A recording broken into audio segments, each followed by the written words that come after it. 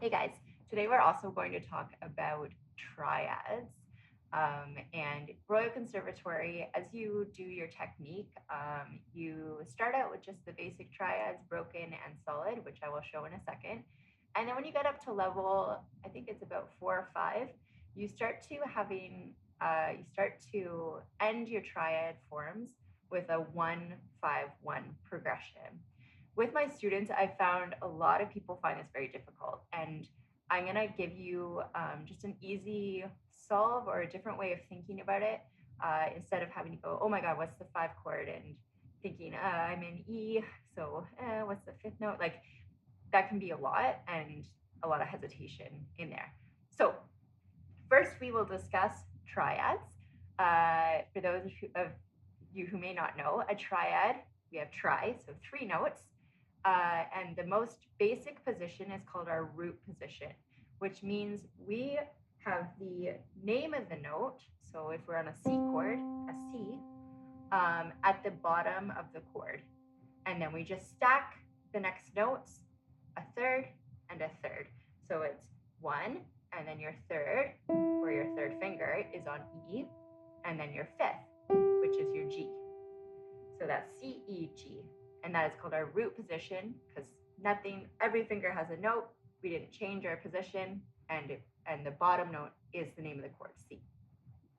When we do triads, they now want you to do root position and what we call inversions, which mean we are moving the chord, but we're using the same notes, C, E, G. So it starts with C, E, G, and then now we move our hand and put the C at the top of the chord, E, G, C. So that's what we call the first inversion or first movement of that chord. Then the second inversion or second movement is G at the bottom with our thumb, and then E and C. So that's your second inversion of C. So we have C, E, G, E, G, C, G, C, E, and then you finish with the root again, C, E, G, and then back down, G, C, E, E, G, C, C, E, G. You will also get broken triads, right? Which means you start at the bottom, E, G, C, G, C, E, C, E, G, and then when we get to the top, we start with our 5th finger and come back down, G, E, C, E, G, C, C, G, E, G, E, C.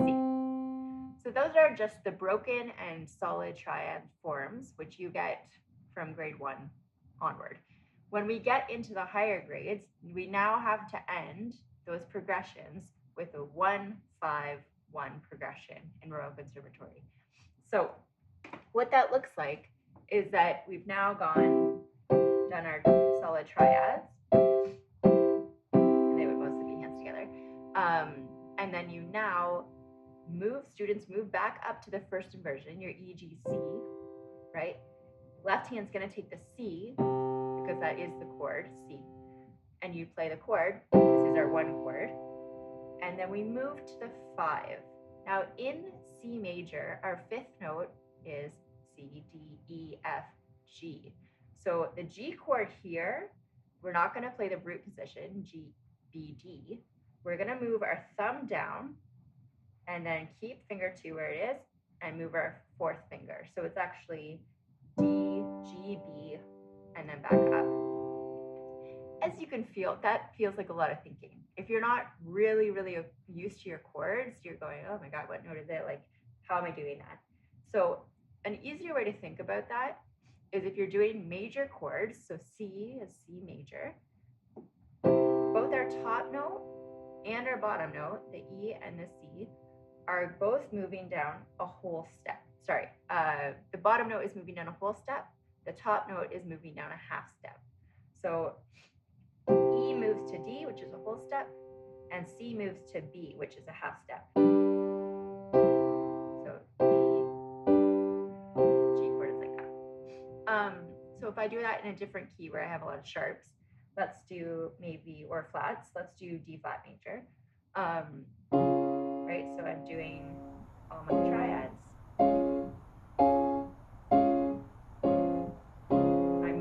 first inversion, and then my left hand plays the 1. So now, same thing, semitone at the top with finger 4 down to C, whole tone, and I'm on an F, so this is the weird one where we have to move all the way down to E flat, which is your D flat major, A flat major, D flat major. So that's the rule for major chords. Major chords, semitone at the top, whole tone at the bottom. If it is a minor chord or minor triad, it's both are, give me a second here, both are, both are semitones. Or no, wait, it's the other way around. Both are semitones, sorry, I had to think about that for a second. Both are semitones, because your E flat is now moving down to a D, and my C is still moving down to a B natural. Right? So again, for minor chords or minor triads, same rule apply where we move up to the first inversion. And then both our thumb and our top fingers are going to move down a semitone to our G major chord. Students, if you don't know this rule, every minor key, it will always have a major 5. We never do a minor 5 chord. So I would never do C minor, G minor, C minor. It's always C minor, G major, C minor. If you're like me and you're kind of like, okay, like why? I didn't really understand that for a long time. But if you think about another, I won't go too far into this because I don't want to confuse you. But if you've done a lot of the technique, you know that you have your harmonic minor scale. In our harmonic minor scale, we raise the 7th note. What is the 7th note? If I have an A minor, it's a G sharp. That makes our 5, which at this point is an E, a major 5.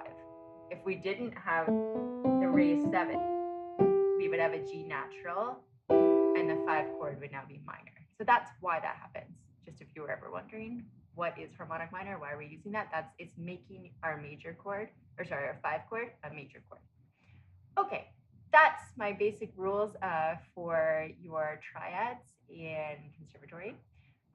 If you have any questions, because I know that was a lot of information, let me know. But main points, major chords, whole tone and semitone, and then the other ones are both semitones. Okay, I will see you next time. Thanks a lot.